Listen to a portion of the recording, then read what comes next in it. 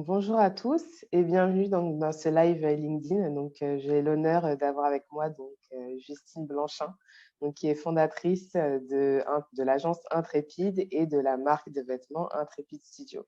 Bonjour Justine, comment tu vas? Salut, ça va très bien, merci. Et toi? Bah, ça va nickel, hein. Merci à toi d'être là pour ta présence, pour les valeurs que tu portes via l'agence et cette marque, et donc pour ta participation au sein du projet Linkel. Donc, dans un premier temps, alors j'aimerais savoir comment est née justement l'agence Intrépide et du coup son positionnement actuel. Ouais, alors du coup, l'agence Intrépide, on est une agence créative engagée. On existe depuis 3 ans et demi. Et à la base, on n'était pas forcément sur un positionnement aussi clair sur nos engagements. On est une agence de nanas engagée dans nos vies perso, mais pas forcément avec des valeurs super affirmées sur la partie agence. Et avec le premier confinement, en fait, on a commencé à remettre un petit peu les choses en perspective et à se demander finalement quelle valeur on apportait au-delà des compétences, mais quelle valeur on apporte, quel impact on a. Est-ce que les pubs qu'on fait, on en est fiers? Est-ce que les marques avec qui on travaille, elles partagent nos valeurs? Et puis la réponse, c'était pas forcément oui. Donc, on a décidé de faire un petit pivot. On a cessé tous les contrats qu'on avait en cours en juin 2020. Et puis, on est devenu du coup une agence féministe et inclusive. Et voilà, à l'heure actuelle, on travaille qu'avec des marques, des assos, des entreprises ou des projets qui ont cette volonté, en tout cas, d'avoir un impact social, de représenter la diversité, d'être inclusif, et en tout cas de pas renforcer les clichés autour des femmes et autres. En tout cas, c'est un très beau positionnement et c'est vrai que moi aussi, au sein de mon agence, j'essaie d'adopter un positionnement similaire. Euh, Est-ce que aujourd'hui, c'est vrai que les temps changent, mais il y a quand même cette réticence et du coup, je sais que par rapport aux futurs clients que vous pourriez avoir, on pourrait avoir ce frein-là. Est-ce que c'est un choix, je me doute de la réponse que tu vas m'apporter, mais est-ce que c'est un choix que vous regrettez parce que vous fermez des portes ou au contraire, c'est un choix totalement assumé et vous le regrettez en aucun cas? Je dirais que ça n'a pas été un choix facile financièrement, puisque du coup, forcément, tu te poses des questions sur ton positionnement, c'est un peu un luxe. C'est un moment où nous, ça fonctionnait bien, où on avait de la récurrence, on avait de la trésor et on s'est dit, OK, on peut prendre le risque. Mais c'est un vrai risque parce qu'en plus, il y a 2 ans, des agences, enfin même encore maintenant, une agence, elle a plus vocation à être neutre, à s'effacer derrière les marques pour lesquelles elle travaille et surtout à ne pas prendre de positionnement politique. Et le Exactement. féminisme reste quelque chose d'assez politique. Donc, je pense que ça a été un vrai risque et effectivement, je pense qu'on s'est fermé beaucoup de portes. C'est un choix et c'est un luxe de pouvoir dire non, mais c'est aussi des fois un peu flippant parce que quand ça marche moins bien, tu te dis, bon, est-ce que là, par facilité, je ne reprendrai pas des contrats qui ont un peu rien à voir, mais qui nous Ouais. permettent de survivre. Donc, c'est un perpétuel équilibre d'alignement.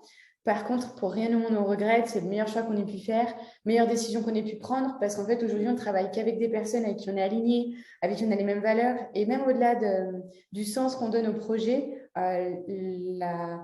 la puissance que ça donne dans nos relations, les liens qu'on crée avec les personnes avec qui on travaille, comme avec toi, tu vois, c'est des choses qu'on n'aurait jamais créées avant parce qu'en fait, c'est deux personnes qui sont alignées sur les valeurs, qui veulent créer de la valeur ajoutée et avoir un impact ensemble. Et aujourd'hui, on a des gens qui, même aux États-Unis, travaillent avec nous parce que il y a tellement C'est peu super. d'agences engagées que en fait, on est facilement reconnaissable. Alors, on s'est fermé des portes, mais sauf que sur les gens qui cherchent nos valeurs, on a encore plus d'atouts et je pense que c'est encore plus facile d'enclencher un travail. Ce qui permet de vous démarquer de toute façon par rapport aux autres agences qui ont un positionnement plus neutre. Complètement. Super.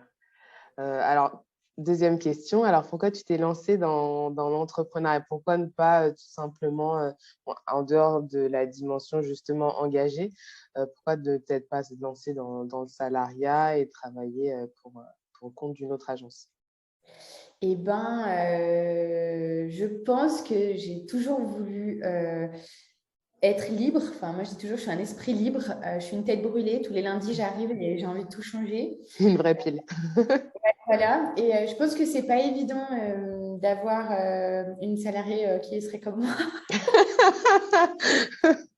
Je pense que je rends autant service à moi-même qu'à des managers ou manageuses. Non, Carrément. je pense aussi déjà que j'ai grandi avec un papa entrepreneur, donc j'ai toujours baigné dans ce milieu-là. Et du coup, c'est devenu très rapidement évident. J'ai monté ma première boîte à 19 ans, c'était fluide. Enfin, je me sentais, j'adore le challenge, j'adore la liberté, le fait de pouvoir tout réinventer un peu tous les jours. J'ai aussi fait du salariat et j'ai adoré ça. Enfin, il y a plein d'avantages, etc. Mais voilà, ma tête brûlée se sent plus libre dans l'entrepreneuriat et du coup, j'aime cette possibilité de m'écouter et quand je sens plus quelque chose, de l'arrêter, quand je sens qu'il y a une opportunité, pouvoir la saisir tout en modulant et en créant quelque chose. En fait, j'aime l'idée que dans l'entrepreneuriat, je puisse créer quelque chose qui me ressemble et pas m'adapter à quelque chose d'existant. Si je dois résumer, je pense que c'est ça qui me plaît le plus dans l'entrepreneuriat. Super. Et quelle est ta vision actuelle par rapport à, justement, tu viens de le dire, tu as monté ta boîte à 19 ans, est-ce que tu as constaté une évolution par rapport à quand tu as débuté et maintenant, et comment tu vois l'entrepreneuriat de manière générale à venir? Alors effectivement, oui, puisque quand j'avais 19 ans, j'étais une tête brûlée, mais pas une tête bien posée, tu vois. Bien posée sur mes épaules. Du coup, je pense que j'avais tendance à vouloir un peu brûler par les deux bouts. J'étais bercée par de l'entrepreneuriat typique de LinkedIn, tu vois, où en fait, il faut lever des fonds, il faut faire 1 million la première année, il faut faire des startups, il faut uberiser tout.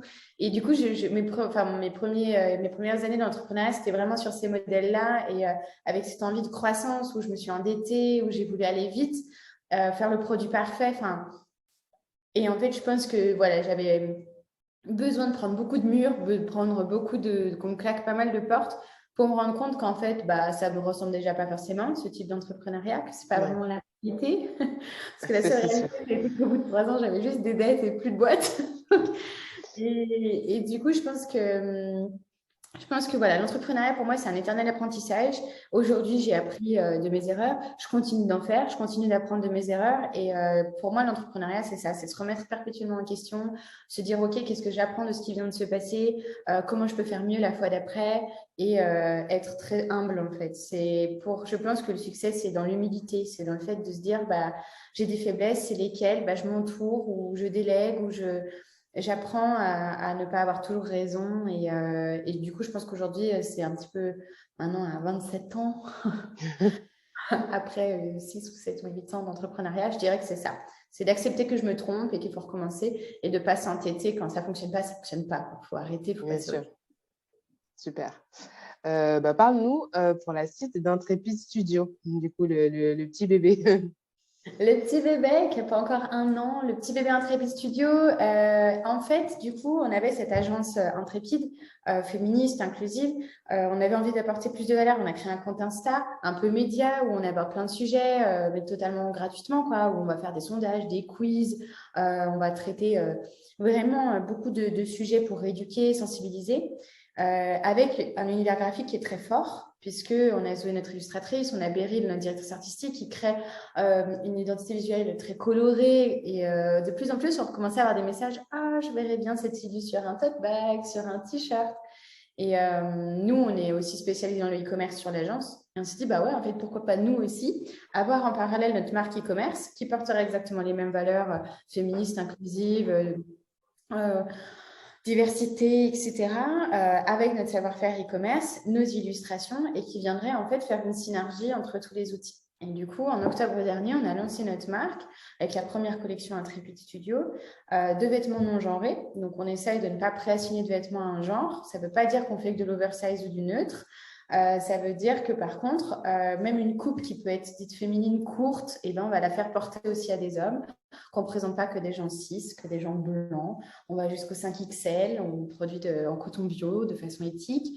Et voilà, c'est un peu la continuité de nos valeurs. On essaie de se dire que Intrépide, au global, c'est un écosystème d'outils avec une agence pour les marques et les assos, avec un média pour le grand public, avec des vêtements pour aussi le grand public. Et puis, pourquoi pas, dans un deuxième temps, voilà, on a plein de projets, un manuel pour les enfants, voilà, plein de choses. Maintenant, un lieu à Grenoble, l'Intrépide House. Et puis, voilà, donc le bébé sort sa deuxième collection cette semaine. Ne manquez pas le rendez-vous, donc jeudi sur Paris, pour ceux qui veulent y assister. Hâte de voir tout ça. Et donc, pour lier le tout, en tout cas, merci du coup à Intrépide, en tout cas pour la participation sur Linkel. Donc, déjà, par rapport à Linkel, pourquoi avoir rejoint Linkel? Comment tu t'y retrouves dedans et l'objectif est justement par rapport à Intrépide House que tu mentionnais tout à l'heure. Donc justement, la création à Grenoble d'une maison où justement tous les entrepreneurs et futurs entrepreneurs pourraient se retrouver, networker ensemble, échanger justement dans tout ça. Comment tu t'y vois en fait? Bah, je pense que de toute façon, le projet Linkel, il est aligné avec toutes les valeurs dont on vient de discuter. L'idée, c'est de démocratiser l'entrepreneuriat, de montrer que c'est accessible aux nanas, que c'est accessible quand on est jeune ou pas, ou en reconversion. Et je pense qu'il y a vraiment ce côté-là de se dire qu'il y a une force à faire du réseau, il y a une force à s'entourer. Et du coup, bah, ça colle complètement avec notre fonctionnement, donc ça nous plaît. En plus, bah, il est porté par toi, ce projet, donc encore Trop plus. chaud. Et du coup, voilà, donc voilà le pourquoi Linkel. Et ça fait sens effectivement avec ce projet d'Intrépide House, où ici sur Grenoble, on a créé un lieu. Depuis 2 semaines, il n'y a pas encore de choses au mur, tu vois, c'est pas encore super décoré, mais ça arrive. On a créé un lieu qui va permettre d'accueillir effectivement cet écosystème qui a cette volonté d'impact social. Ça peut être pour accueillir bah, justement un séminaire Linkel, un atelier, on a un studio photo, un studio de podcast, d'enregistrement avec du matériel, on a du coworking, enfin, on a plein de différentes choses qui vont permettre de créer cette synergie aussi en dehors de Paris, parce que mine de rien, Bien on n'est sûr. pas sur Paris et c'est un vrai sujet de créer de l'activité ici aussi, du réseau pas qu'à Paris, et de faire une antenne de ce qui s'y passe. Exactement. Donc voilà. Super. Peut-être le mot de la fin pour résumer, peut-être que tu as envie de faire partager à tout le monde. Bah déjà, merci à toi de me donner cette parole-là. Si vous avez une idée, faites-le. Faut croire en soi, faut écouter son intuition et il faut s'entourer, il faut discuter, il faut se challenger avec d'autres personnes. Et je pense que des réseaux comme Linkel ou des réseaux féministes ou ces nouvelles initiatives, c'est essentiel pour se donner de la motivation et se dire que c'est possible et qu'il n'y a pas que les jolies success stories de LinkedIn, mais il y a aussi plein de petites success stories beaucoup plus discrètes, de plein de petits échecs aussi, mais qui sont super cool parce que c'est des beaux apprentissages et voilà. Super, bah, nickel. Mais écoute, merci encore à toi pour ta participation. Merci à Intrépide pour tout ce que vous faites. Et puis, je vous dis à très bientôt. Merci à toi. Au revoir, salut. Ciao.